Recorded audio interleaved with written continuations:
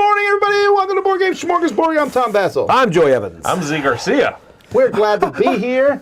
I'm glad to be here too. It's spring, by the way. well. Did you know that? What? We're I did. in I see spring. flowers.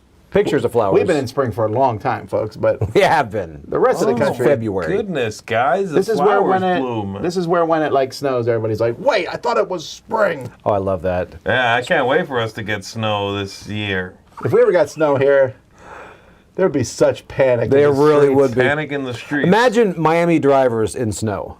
Oh my goodness. I think for the most part they'd be like, "We can't drive." Yeah, we're not. I can't leave the house. I can't survive. I wouldn't leave the house. No joke, because I would be worried about people.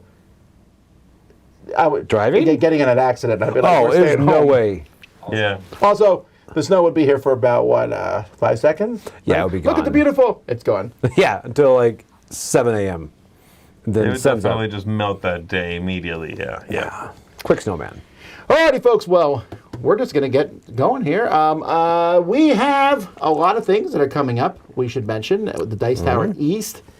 Tickets are being sold for that. It will sell out. It is on its way for that. It's going to be fantastic. There's all kinds of cool dexterity games going to be there. Check it out, DicetowerEast.com. And later on today we're doing an RPG, which is actually a podcast. Yeah, 1 o'clock. You can look that up online, Dice Tower RPG. We've made a podcast. It's everywhere except Apple because Apple takes a while to approve podcasts. Oh, really? Yeah, they're a pain in the neck. But it's on Spotify, so. Samsung has it. Only one of those Samsung phone here, guys. I got to plug it somehow. Yeah, but we're not talking Are about you that. paid by Samsung? I am. You pay them, okay? A lot. What a shill. What a shill. All right, let's get to the news. Yes.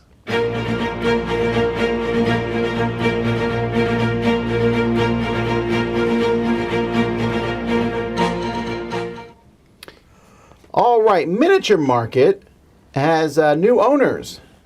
So what? here's the thing. So the new owners are Christopher Arnault and Maud DeCombe. Miniature Market was owned by Asmodee. Right. I don't know if these new guys, if it's still owned by Asmodee. And it's a little confusing. They didn't mention Asmodee at all in the press release. But they've also not mentioned Asmodee at all for the past several years. Like, they're owned by Asmodee, and it's been like a known secret in the industry, but not a secret, but you know what I mean? No one talked about it. So they put out this update like, hey, we're owned by new people? Yeah, it was definitely an update from them. What? But they don't mention Asmodee? I don't know. They're probably still owned by Asmodee then. Now, who knows? Like, no change. Like, no announcement means no change. The king is dead. Long live the king. Asmodee forever. We love Asmodee. Send us money. I, for one, welcome our Asmodee overlords. Isn't Asmodee a demon, actually? It is, actually, Oops. Asmodeus. Oh. Alrighty. I've had someone write me an email one time that said, why would you promote this company? I was like, They are of the devil. something to that effect. All right. Good. Wow. I'm sure they were healthy. That was my first email to you. I know this is going to be a surprise to everyone involved, but Tangerine Games has acquired Megapulse. Ooh, that's some neon. And it was funny because I was talking to Mike about this, and I said, this is like a, who acquired what? I don't know who Tangerine Games is. I don't know what Megapulse is. Well, I like the Megapulse- look of both. I do too. Megapulse Tangerine- is I believe it was a Kickstarter game, and it was from Orion Games, and it came out in 2021, or that's when the Kickstarter period was. It funded for $60,000. It looks like a simple little racing game. That's The pretty. comments are very, very many, and I bet they're going to say things like, Rainbow Road. we hate you, we hate you. Oh, they're like, they're basically like, where are you going to make this game? And then they sold it to Tangerine Games. Tangerine Games, they're a super backer. Okay. Yeah. Board game They're a board publisher. game publisher. They bought the have- company. They have done Nestlings, Peaks, and Apple Grove. Okay. I don't believe I've played any of. Oh, that's because Nestlings isn't out yet. But I bet Peaks will be out this year. How about Apple Grove this year? So they're a brand new company. Okay. They got artwork from Andrew Bosley in one of their games. Hello, Andrew heard of him. Bosley's for sale. Anyway, so that's kind of nice. I guess they acquired this. That's right. It really does not fit the look of their other 3 games, I'll tell you right now. The publisher was Crunchy Lemon Games. Tangerine has beat out Crunchy Lemons. It's going to be bought by Apple soon. Crunchy Lemon's a good name. But anyway, but they couldn't make the game, so then the designer of Nestlings was the videographer of the project, and blah, blah, blah. Anyway, so they bought it. You're losing me. It's pretty. That's all I got to say. You can do late pledges. Anyway, yeah, that's cool. All right. Okay, so we got a bunch of, at Gamma and at different cons, different games have been announced. This one here is from Breor Game. It's called Eight-Legged Peacock. I like that But name, it's about spiders. You don't like that? Nope.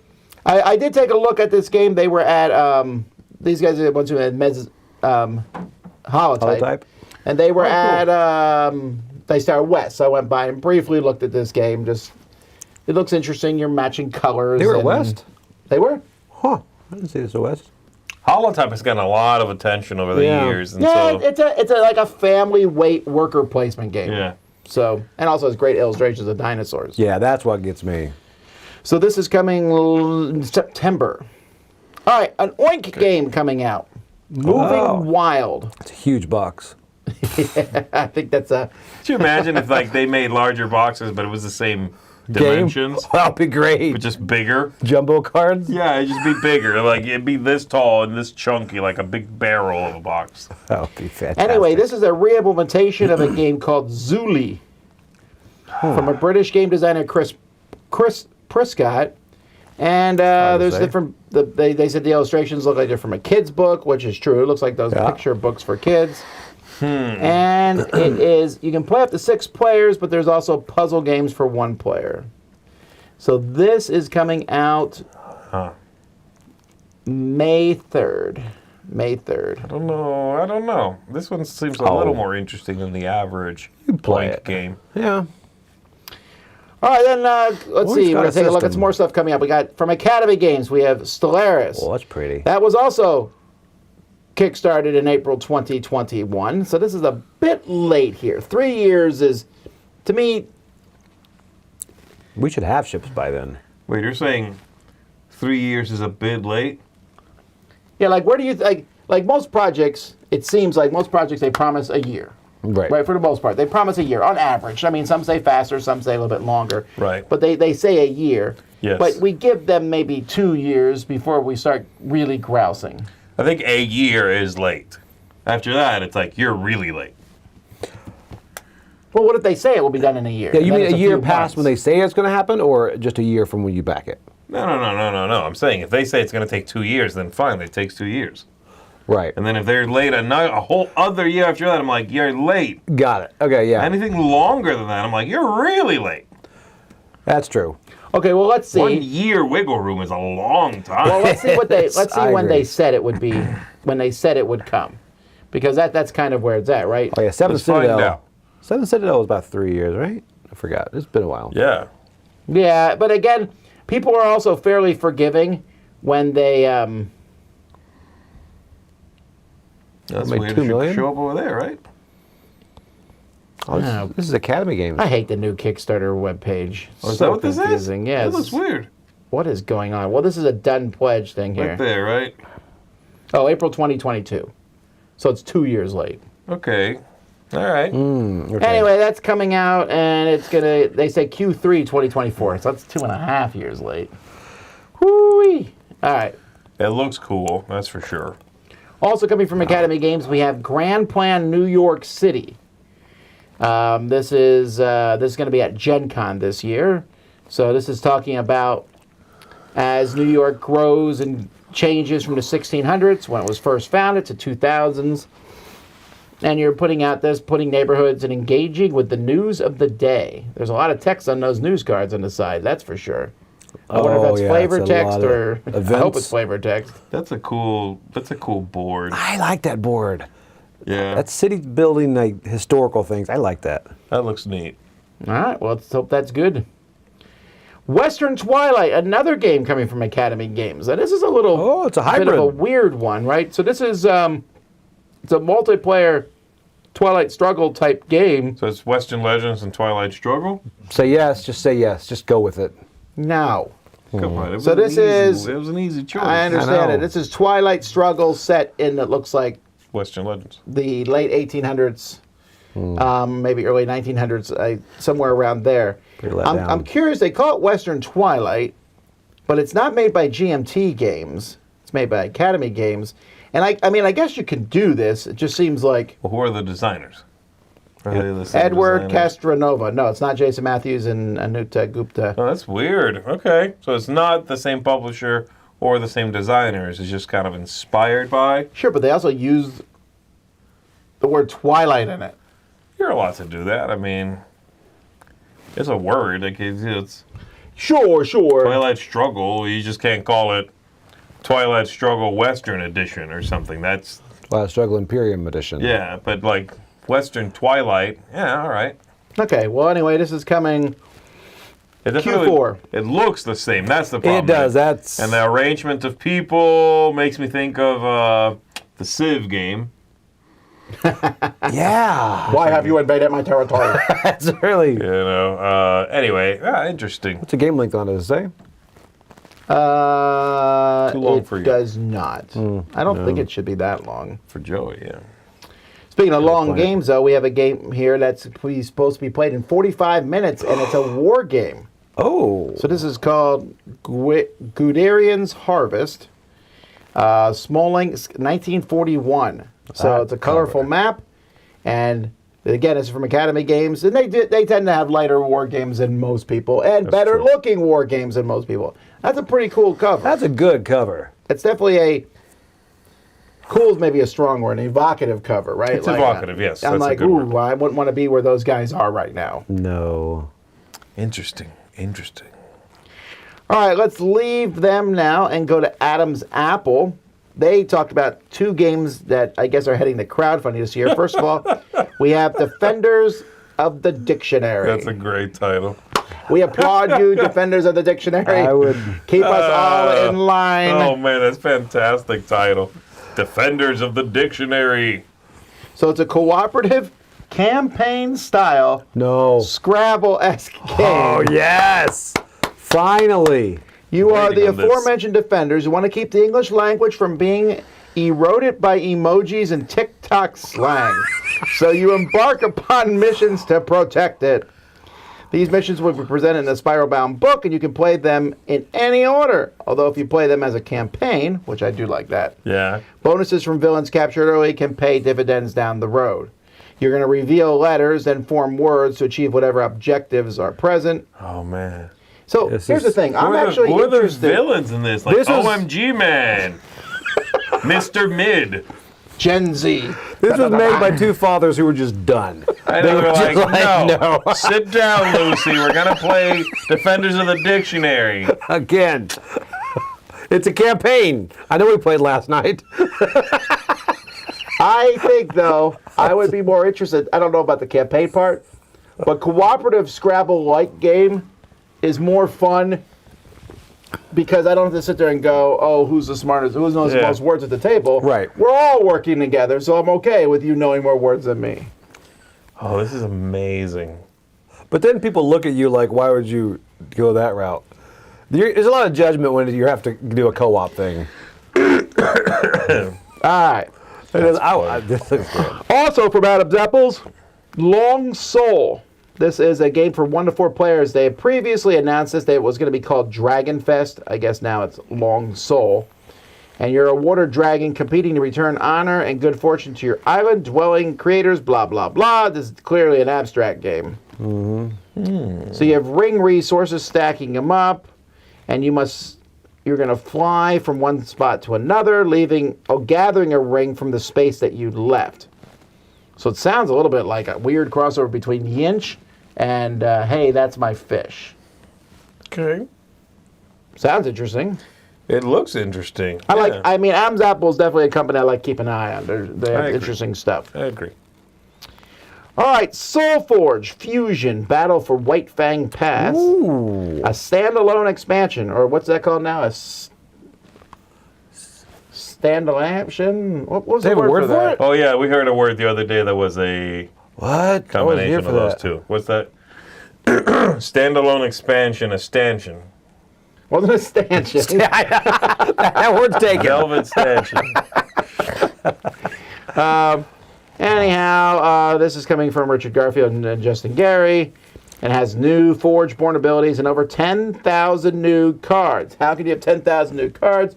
Because you combine them. It's like a generated thing like It's like, Keyforge. this is Keyforge. Okay. It was like, that box is a lot bigger than it looks, and all right, that makes sense. There's 10,000 cards in there. That's...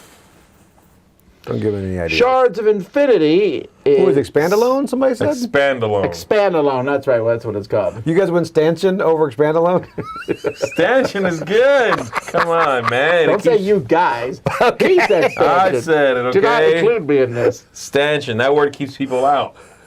In our constant desire as a board game industry to not allow any small games, but instead make them huge, Correct. Yep. I'm still waiting for, like, you know, the Primal? like love letter coming in a box the size of Gloomhaven.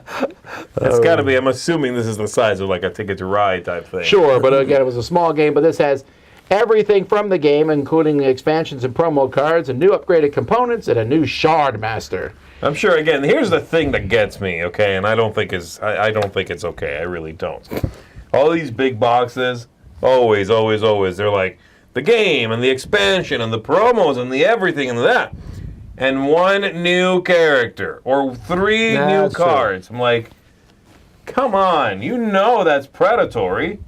You know that people who are really into your game and have it all anyway don't need this product, but for those three cards. And you put them in there knowing that they're like weak-willed, spineless squids, and they're going to buy it. No offense. Well, they're also adding a legacy Oh. mode to this game. They are? I'm Yeah. in. I need it. I'm a squid. I really love Shards of Infinity, but I we'll like see it. if I want more. You do. Depends on the size of the box. Stoneblade is also going to run a crowdfunding campaign this year for Ascension Legends. So this is a standalone, I found it, title for newcomers and longtime fans of the series. That is a cool box. That is Yeah. definitely... Almost no one says anything other than that. They're like, this game's great for new people and people who already love the game. You're not going to say... Can you imagine if it were like, this game is good for new people, but if you're into it, don't get this. This isn't for you, okay? Or the other way Or around. the You're other like, way, like, stay out, noobs. This is for the seasoned. I love the look of that box. We're not taking though. any new clients right now. all right. Another Gen Con release is going to be AI Space Puzzle. This is from Portal Games. Yes. Let's lean into A it. 2 to 5 cooperative game. Why, was the game designed by AI? No. Oh my goodness! Whole company is. No one works there. One player is a distressed AI that's partially malfunctioned. You have to help the passengers get off the ship, and you have to make a communication symbol to help people get to the right communication system. Sorry, to help the passengers get to the right spot. So you're going to use tokens to convey the required combinations of colors and pawns. But the meaning of the tokens is up to the players to decide. Definitely, we are in an era of this whole limited communication is very popular. Yes. Yeah. I hope the game looks a little better than that. I mean, the box is fine. I think the box looks good, but the game itself Very abstract. that looks like a prototype. But maybe it's just not a. It might just be the picture. All right, in news only Joey cares about. Yeah, here it Ooh, comes. freaking play. Wandering Towers Mini Spell Expansion 3 is going to be. Oh, what do they do? It's just 2 tiles. Doesn't matter. No, but sometimes 2 tiles is the difference between love and hate. It's true. And I can put those 2 in my current box. Name your expansion, you can do that. I just go pop, pop, boom, close. Yeah. Huh? What do they do? $29.99. No. That one, yeah, that's a problem. That one you can pour a barrel into a potion bottle. The other one you can put a dice in a book. Okay, I was wondering what that meant, but you did explain it clearly, and I appreciate that. Thanks, Joey. I've been wanting to do those. I guess I don't need to play Wandering Towers anymore, huh? All right, Capstone is also going to be bringing out a game called Butterfly Gardens. Oh. This is a remake of Indigo, Oh, a yeah. Rainer Knizia game that I looked at. I don't think I've ever played, actually. You never played Indigo? I don't have it rated on BGG. Poser! You even like This games? looks a lot like Metro, actually. The original game is a lot prettier than this from the look of this picture. But look at those butterflies, though. It has it's an abstract game, It's obviously. not a flicking game. Yeah, it's a little that'd be bit. great. It's actually a little closer to Zero, I guess. Okay. You're connecting stuff, going through these places that have these glass beads and getting them. It's a fun game. I used to have it. But it's very vibrant, very gorgeous production. This one, I don't know. What about Zero? Looks a little muted, I guess, huh? Now, the original game of this was called Indigo. Okay. Yeah. All right. What color was it? Packo Games Volume 3 coming soon. This I'm very excited about. I love Chris Handy's, Packo Games. Have you done those? Are they good? They're the good. size of a pack of gum. We have them They're in there. I know. I've got a couple. I just haven't played them. Are they? I guess They they're hit or miss, run the probably. spectrum. I'll say that. Okay. Okay, they go everywhere from like really interesting little card games to like, this one's not good. There's the spectrum, but they're usually very clever, and he does manage to put a lot of interest in these tiny little boxes. Even I think the Packo Games kind of explore minimalism in a different way. The button shy games. These do it in these skinny little cards, and he manages to use that to do very interesting things because of the shape. I'm looking forward to it. I like more than I dislike. Yeah, I'm Really? with Tom on this one. Yeah, The very first one I played was terrible. It was Jab, I think. TKO. Yeah, Or was it? It was called TKO? the boxing one. Yeah. is one of the worst ones. And I was like, oh, I don't want to play any more games from this series. But there's Gem. I played Gem. I like Gem. I just played, what's the one with the lips? With that the- one, SHH. They all have 3-letter names. So eventually he's going to have to shut the series down. No, I've got one called disagree. Spy. I think I remember sitting next to it. I don't know. Spy. I haven't They played look it. great, though. This is just a great looking package. Yeah, I'm very psyched for this. Nut is actually a reprint because that was a special limited that was like a secret one in set number 2 or something. So I've played that one. It's very good. And that long shot one. And I he's assume designed it's- all of them. Yeah, he designed all of them. The long shot one is like a long shot inspired one. Yeah. Yeah, I'm really psyched for this. All right. Okay, some new versions of older games coming from Renegade here. Now, this is a little weird to me, okay, because Nexus Ops, they're redoing Nexus Ops, which is a very popular game. I'm glad to see it. They said they're putting the miniatures in the same blacklight, weird, glowy material that the original game was. That's great, because this is one of the few times I think Fantasy Flight messed the game up. Fantasy Flight reprinted Nexus Ops. Originally was Avalon Hill. And I was like, ooh, Fantasy Flight, but they took away the translucent plastic, which gave this alien feel. Anyway, looks great. Brand new cover. And then Risk 2210 is like, they just stamped the Renegade logo on it. It's like such a weird yeah. thing. Like the one game, they're like, we love Nexus Ops. Also, Risk 2210, buy one, get one free. Yeah, they changed nothing at all. They said they have the quality of life updates to the components, but no other apparent changes. So no artwork, no new artwork, nothing. And it's not like the artwork's terrible for the game, Oh, just if but you're going to reprint, I don't know. this game has been out for 20 years, the Risk 2210. It is the only game I think I've ever played. I played it over 10 times, and I've never played a game of this where someone did not get angry, like for real. Really? Including me. Including me. The very first time I played Joe Stedman. I taught him the game, and on turn 1, he was out. And it was my fault, and I did it on purpose. And he got mad, and I'm still not sorry 20 plus years later if you're watching Joe. Because you deserve it. He's not. Spoiler alert. He might be.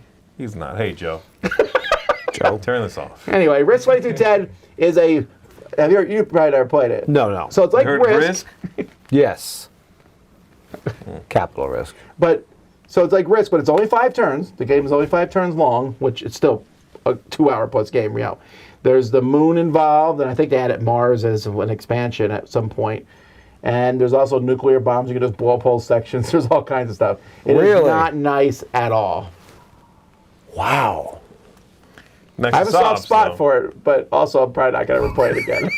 Is it a library? Nexus Ops, I'm really psyched for, though, I will say. And that's the Not a library? Micho's artwork on the cover. So I guess he's got, Yeah, I like that cover. I think it's... Oh, Nexus Ops is one of the best dudes on a map games ever made. Have you not played that one either? I have not played that one. The No. thing that's That's great good. about that game is it's a point-based game. You need a certain number of points to win. You get units out, but you only get points for attacking usually. So you're forced to run out and there's hit no people. turtling, yeah. You don't like turtle that. in this game at all. You just run out there and hit stuff. There's a spot in the middle, the monolith, that you want to control to get points, and Pretty there's quick. different missions. It's pretty quick. 90 It's like minutes? 90 minutes, Yeah. yeah. And it's also a really great combat system. So simple. Nexus Ops is a great game. Yeah, it is. Okay. This is one I'll probably pick up, actually, and replace my old one. All right, Turn on Nog. This is coming from Grand Gamers Guild. Isaac Shalev and Jason Slingerland, the designers. It was crowdfunded last year, and so now it's been shipped. I guess I didn't back it because I didn't see it come in. And it's coming to retail in June. So you are placing storytellers between different cards there. And when you come back, you'll bring with them tales of creatures you met and adventures you lived. Okay. It looks really interesting. You're going to place these and then reverse draft cards and add them to your hand. I don't know. I love the theming of this game. It looks super interesting, actually. You don't think the spread of cards looks a little abstract, considering the whole storytelling thing? I'm having a mismatch there. Maybe. I'd have to wait and Storytelling see thing. how it works, right? I like the setting. That's cool. All right, then we have a game you're probably interested in I called am. La Familia Hort. This is from a company called Zombie Paella. Oh, yeah, Oh. yeah. These guys were at Esslin. They're a Spanish company, I believe. Yeah, they made a game that you liked, which Mike told me and I forgot already. Yeah, that one trick-taking game with the princesses. Ah, that's right. Rebel Princess. Oh, Rebel yeah. That was Princess. interesting. They Yeah. had some other stuff. They seem to be a pretty new company, but they have a neat look. I liked what they were doing. Anyway, this game, a 2 to 4 player game, this will be June 2024. Grand Gamers Guild is bringing it to the Americas. Okay. Very All right. nice. Super Boss Monster. Whoa. So, Boss Monster came out in 2013, 11 years ago. Wow. And it's a terrible game. But a lot The of people artwork's like great. it. No, not even that. It's 8-bit artwork. No, it's actually 16-bit artwork. This is just, I think, putting it all together and again in a big box. And it's backwards compatible. They said no. They said there's new mechanics in this. What's new? Yeah. There's got to be something They new. fixed it. Otherwise, It's the a good game jellyfish now. are not going to want to get it.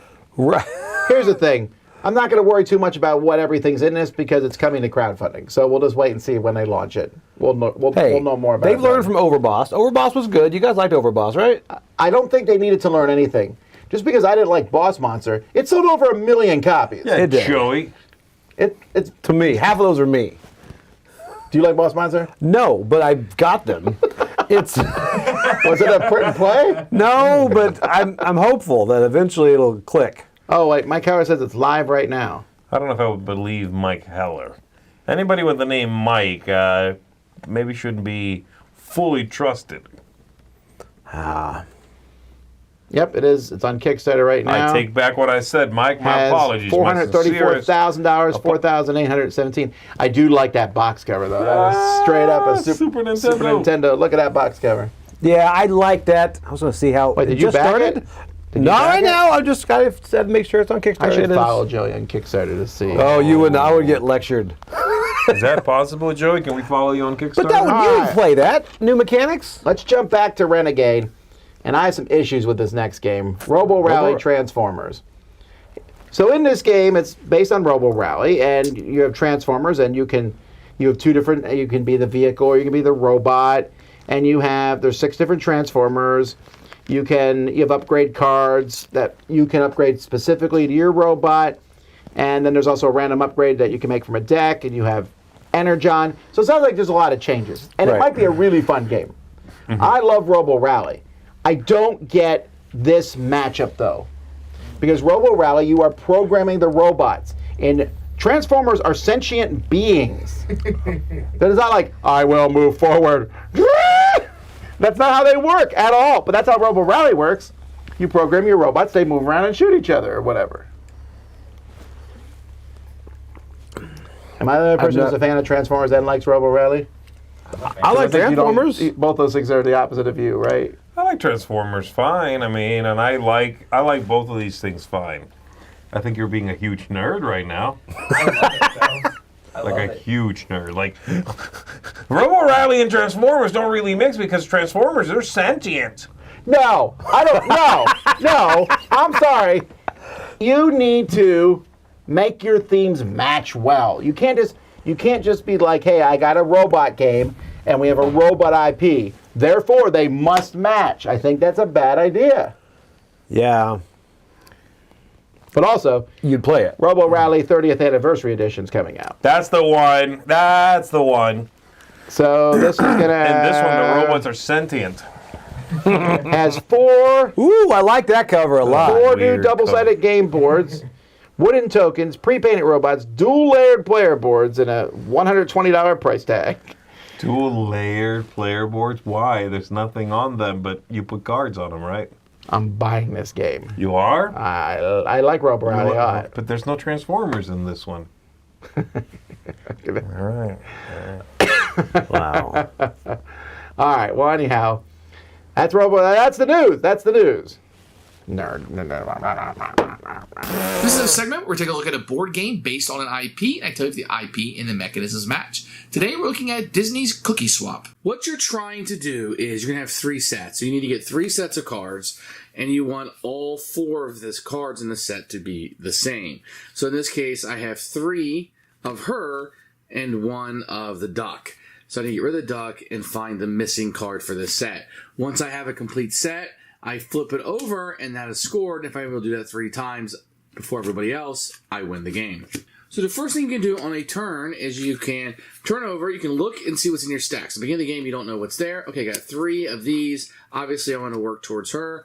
I'm going to take one of the cards. I'm going to put it face up and swap it out with one of the cards up there. And it gives you a little information. It tells you I don't want the duck, or maybe I'm bluffing. Probably not. Probably don't want that. And then maybe I want this. It wasn't enough to get a set, otherwise I would have scored it. But maybe I'm working toward this. Maybe this is a random card. I don't quite know yet. And that will continue on. Same thing will go here. On my turn, I can pick up that. Let me say I want to collect these. I see those are there. I'm not collecting Stitch, so I'll put this down. I'll put one of these in my stack until I get a set of 4. That's how easy it is to play Cookie Swap. As a Disney theme, I guess I have to say this does not really fit. I guess it's okay that the cookies that you're swapping have the Disney characters on them. I think it works fine. The kids are going to find that. They're going to know who Goofy is. They're going to know who Ariel is. They're going to know who Tiana is. I think these are very recognizable as you're playing the game. As for the game itself and cookie swapping, I guess it works fine. You have the ones in the middle that you're swapping out of, and you're going to have the other players do. So the Disney theme doesn't come through as much as the cookie swap does.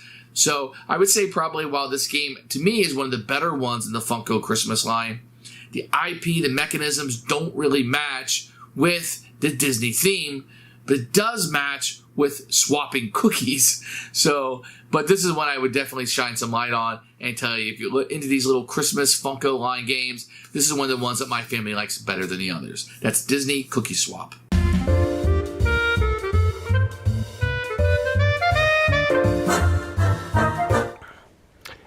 All right, folks, today we're talking about our top 3 fictional robots. So I'm going to head off some stuff here at the pass. Oh, okay. Robots are robots. I know he could just call me a nerd. I don't care if it's an android, a synthesoid, a... what are the other things that they're called? Droid. What are the words Android, That I'm looking for. No, I agree. If it's... A cybernetic human is not a robot. You're talking like half and half. Yes. Like Cable. Let me change my... What about RoboCop? RoboCop? That's interesting. I don't know. Robo is in the title. I So know, is Cop. but he also remembers his wife. Kind of. Sort of. Vaguely. Anyway, okay, let's Anyway, just jump into it. He's not on anyone's list, I'm sure, so. All right, where's my list at? Am I starting? You want to start? No, let's have Joey start for him. All right, here we go. I'm going. Joe. You guys are gonna. This is one you're gonna make fun of here. This one for robot for me just really screams robot, and I don't know why I went back to seeing this movie as a kid. It's Robbie the Robot from Forbidden Planet. I don't know if you ever see it. It's a 1956 sci-fi. Got the big dome It's the dome. thing, It's the little gears inside, the spinning thing, and he's got like the accordion arms. And they fly him on this other planet, and that right there just screamed sci-fi robot to You me. picked him over Danger Will Robinson? Yeah, I didn't watch that as a kid, though. Okay. That's the thing. I've seen the new reboot and stuff, but this one for me was like, I mean, first of all, Leslie Nielsen was in that movie when he was like a serious person before Naked Gun. That was like his first movie. And then he became Naked Gun. But that just, for the robot for me and that just screams sci-fi robot for me. All right. So, Robbie the Robot, Forbidden Planet. My number 3 is IG-88 from Star Really? Wars. Yeah, I love I've always liked Okay. him. They show him he's in Empire Strikes Back for about 5 seconds. And you know when Darth Vader's going through the bounty hunters, one of them's a robot, IG-88. But then I read the books, and they really buffed up IG-88. It was his awesome character. Which one's IG-88? And then he shows up again in the first episode of Mandalorian. Yeah, that's all I know him from. He's the robot that he got to help him. Oh, that guy. The okay. guy was spinning around and stuff. And I liked all those different characterizations of that. I thought he's a cool robot, and I really liked him a lot in Mandalorian, especially when they like neutered him to some degree. Wasn't he a nursemaid for a while for Grogu? I don't remember Or he was okay. protecting him. That's right. Oh, On the okay, ship. yeah. He was there to capture him first, but then, yeah, I just thought he was cool. That's a good one. I like that one a lot, yeah. All right, my number 3 is going to be Baymax from Big Hero 6. Ah, that's a good one. It's cute, it's touching, it's well done. Portable. But I like that he is, it's very different. Actually, 2 of my 3, one is like very traditional, whatever, but 2 of the 3 are things I picked because I thought a robot in a non-traditional way. Right. Not old school sci-fi robot, not, and then not modern, what you expect cool techie robot. Yeah. They're kind of like weird, and Baymax is weird. He has a processing system somewhere, but he's inflatable. So he's like, you can hug him, he's like bouncy, it's just ridiculous. I love that scene where he puts the armor on.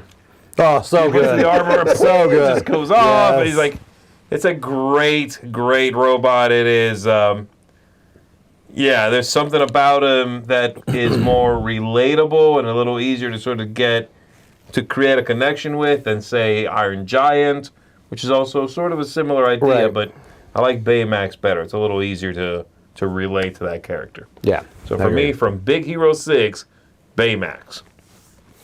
All right, my number 2 is not a good guy at all, but I'm going for the T-1000 from Terminator.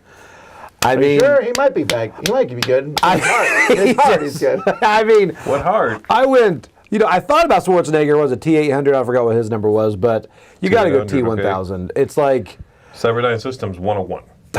but man, when he goes through those bars, that's the most iconic scene, man. That's like, yeah, that was the robot growing up. The fact that they could be liquid too.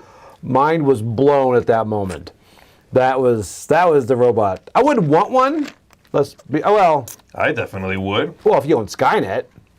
I'm just saying, is it subservience? Then yes, I do want one. He did not seem subservient to anyone. I'm just saying, if I could program and tweak him a little bit, Then if you he take comes him. with- We're if out he of comes milk. with 3 extra cards, Just go. All right, yeah. But that's my T-1000. All right, my number 2 is the Iron Giant. Oh, Vin Diesel. That's true. I love I this am movie. Groot. Yeah, this is like that movie that guys are like, I'm not crying. Do you know I have never seen that movie? I know Iron Giant from Ready Player One. Okay, so you sit around here. I And know. you yell at us, oh, you're going to take your kids to Ghostbusters crap movie. And you won't show your daughter Iron Giant. You showed her Die Hard, but you won't show her Iron Giant? I know. I don't want to say you're a bad dad, Joey, but does anybody know the number for child services? I'm going to watch it. We watched Ready Player One. She was like, "Who's that?" I was like, Well, no, I think can't it's a even big- spoil the movie here. No, go You ahead. said- I mean, no, you need to see this movie. You do need It to is see great. it. Wait, is it sad? Does he die at the end?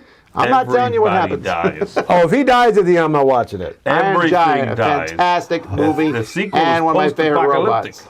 I'm gonna You mark- really should watch it and show it to your daughter, for goodness sake. All right, what's your number? Fine. It's cute. I don't rewatch it because, again, I'm like Wall-E, for example, wouldn't make my list because I see that movie. I watched that movie once. And then I'm like, no, it's sad. I'm good. I'm out. You know what I mean? Okay. The one with Tom Hanks and that one robot. Finch. Oh, I haven't seen that. Is it good? It's super sad. I'm like, it's great. It's a great movie. I will never watch it again. Wait, how sad is Iron Giant? Iron Giant, you're gonna Wait a pee minute. your You just pants. talked about Terminator 2. Oh, but that's He also dies. But Yeah, that's true. became Speaking of governor Terminator later. 2, my number 2 is the Terminator T800 OG. Oh, really? You're just picking the good guys. Do you like him better in the first or the second? The second, for sure. Yeah, the first one, he's just like a weird killing machine, a little faceless. In the second one, you get to enjoy the Terminator a little more, right? He still can be, tough, but then you get to see more of him. He talks, he interacts a little more. It's not just like, I'll be back, driving That's a truck into true. a police station. So yeah, the Terminator T800, man, it's the best. But can he melt through bars? No, but he can break the bars and walk through. You can't do that. You get half his face ripped off.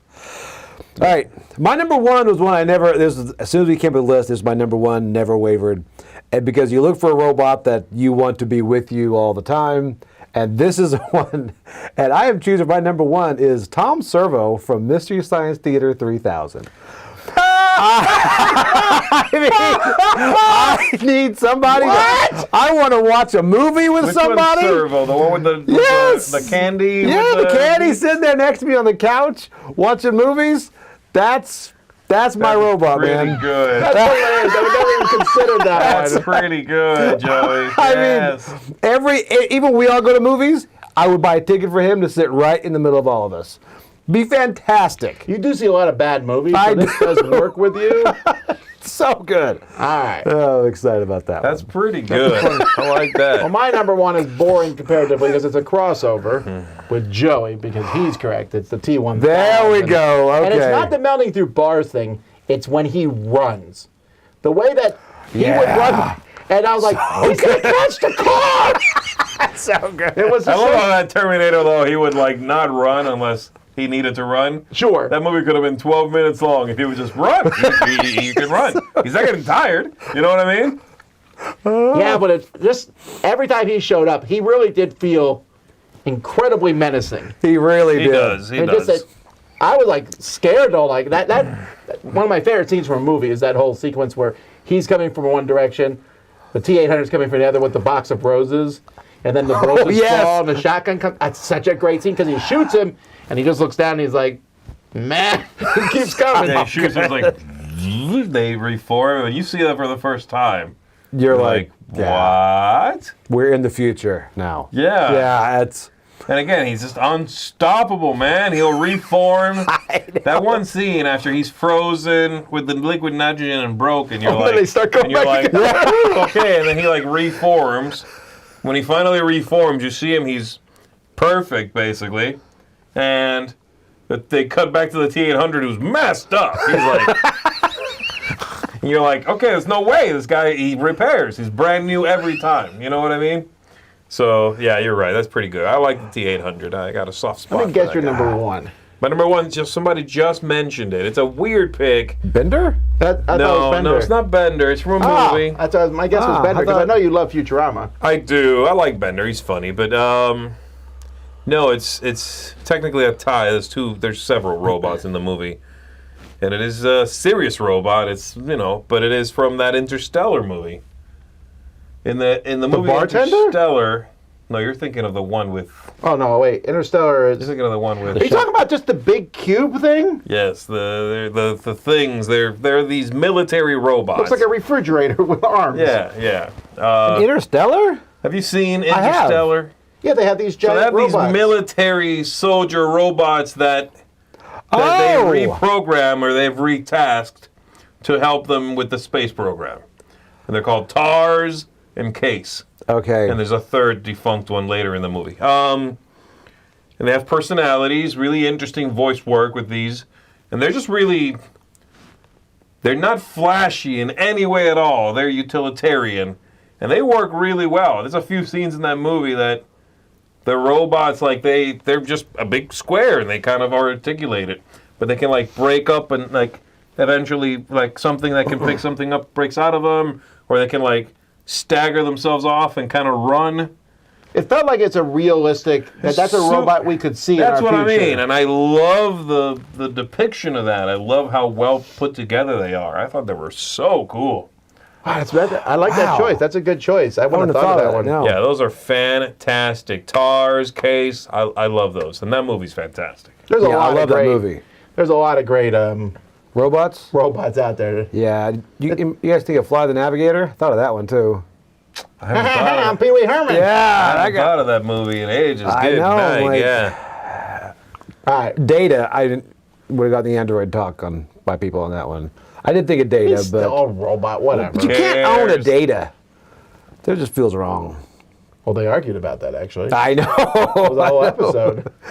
All right. Anyhow, that's our 3 favorite robots. Let us know yours in the comments. Let's keep going.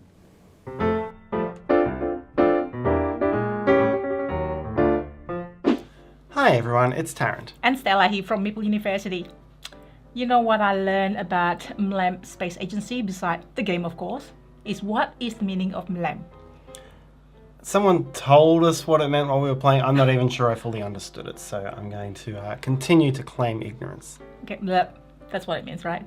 I don't know. Let me know if that's the means. Anyways, MLAM is a Rhinonetia games. It's push your luck with cat astronauts. It should be called Catstronaut, exploring the galaxy. And the push your luck element is where you want to exit your spaceship and go to certain planets or moons to get the points or keep going. Yes, everyone is on a common spaceship. One player is rolling the dice. Every time you roll dice, it tells you how far you move. You remove the dice that you used to move, but you can't use every die in every space. If you're sitting on a space that only allows 1s and 4s, then you can't choose 2s or 3s. And if only 2s or 3s get rolled, then you crash. It is. It's a fun push your luck game. There are a few variants that you can add to the game, which I would recommend is actually adding more interesting things in the game. It's certainly not the simplest push your luck game out there. That's actually true. You've got quite a bit of, you've got a whole lot of astronauts that have different powers, and some score more in different places, and some let you jump off when there's a crash and things like that. So you've got to, there's quite a lot of different things you can do and respond to. Yeah, I think it's a fun game. MLAM Space Agency. Meow.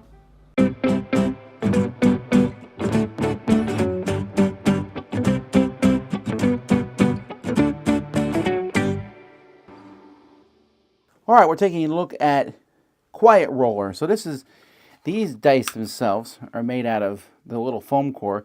Usually we see dice like that made in larger size. These are smaller size. You just put the dice in these cases, and then you close the case, which apparently I cannot do easily. There we go. So when you want to roll the dice, you just shake it like this.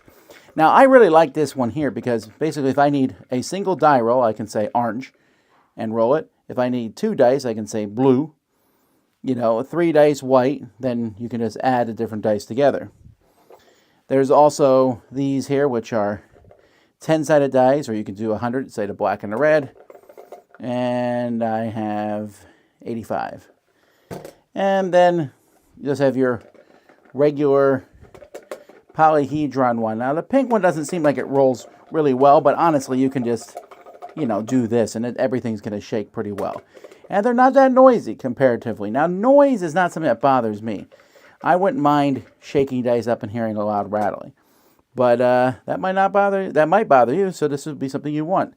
From Quiet Roller. Really? Ah, my bad. Okay, I did that wrong. Okay, here we go. Okay. So you shake it by a microphone. They're really not loud. They really are pretty quiet. No, they're foam, right? That's the thing. You can open these and change what's in there. It's foam Squishy dice. too. Look at The thing is that Yeah, I hold don't off get camera, bothered you can by see the it. noise of rolling dice, though. Wow, these are bouncing. Some people are. Oh, I know. Other people put like felt inside of their dice towers. Yeah.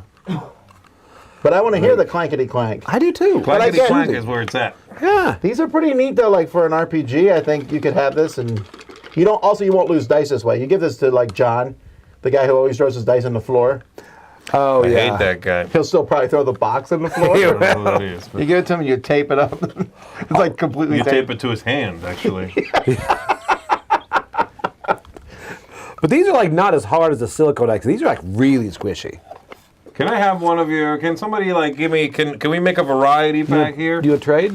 There. Well, yours Yeah, not let's variety. trade. I want to trade with you guys. But Did this you is a lose half of 7D. yours? This is a 7D6. Yeah, what happened to all your dice? Did you lose them? I have a 3D10 in here. Oh, here. Take mine. Mine is. Well, that's actually a full D&D set. set. This is a set, and this is a D6 set. So this one, you basically say, if you only need to roll one die, you say orange. So if you need to roll 3 dice, it's the white. Oh, okay, gotcha. 5 dice, the whites and the blues. I like that. That's a nice way to do All right, it. so if I'm going to do this, I'm going to roll a D20, let's say. And there's a D20 in here, yeah. All right, if you get So a you're like, natural okay, 20, let's see if I can beat this warehouse. if you get a natural 20, that's yours. I guarantee it. What is it? I got an 18? That's a 5. Can you not read?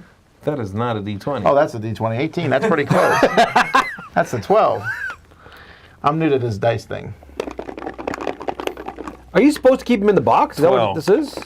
Yeah, Of you're course. supposed to. What do you think this is? Did you just understand this product? I totally misunderstood at Here, this point right now. here, I thought take that. if Wait, I'm you the think only. it's supposed to fall out all I over thought the you were place? supposed to take them out and play them when there's something to No, store the them point in. is they roll in here quietly. Makes a bit more sense to me now. Did you not watch the video we played right before this? I know you, You did were because you were talking. Okay, yeah, that makes more sense. All right. The only thing about these that you have to be careful with is sometimes, if there's too many, then that happens, where they're just sort of stacked. Like if I was going for the D6 here, it's just stacked on everything else. So you have to kind of do it again, hope it lands. Okay, I got a 3 on that one. You know, it does happen, and sometimes the D20 will land pressed up against the wall, and you don't get a real read. It's how you roll dice on your D&D game on the way to gym. I guess in the cars true. you don't roll. Yeah. Or on the plane. airplane. I turned around like, your character is this. The people on the airplane are like, what's going on? Oh. Next time you need to do that. Turn people behind you. Okay, guys, we're gonna do a campaign. We got 3 hours. Here's your character sheet. Like, wait, what? Be These are boxes. These are Don't boxes worry, of dice. everything's pre-generated. You don't need to design your own I never played character. before. It's okay. You're a cleric. That'd be one of the situations where you're pretending to sleep the whole time. You're like, Oh yeah. you shove the shit together. On the back of your chair. For sure. Oh, that would be great. All right, well, there you go, folks. That is another episode of Board Game Smorgasbord. We'll be back in 3 hours. At 1 o'clock, we'll be doing the 4 coins, the next episode of our RPG. What will happen? One of us will die. One of us is going to roll quietly. One of these people will not make it. It's me. Until next time, I'm Tom Vassell. I'm Joy Evans. I'm Z Garcia. Have fun rolling dice. Quiet.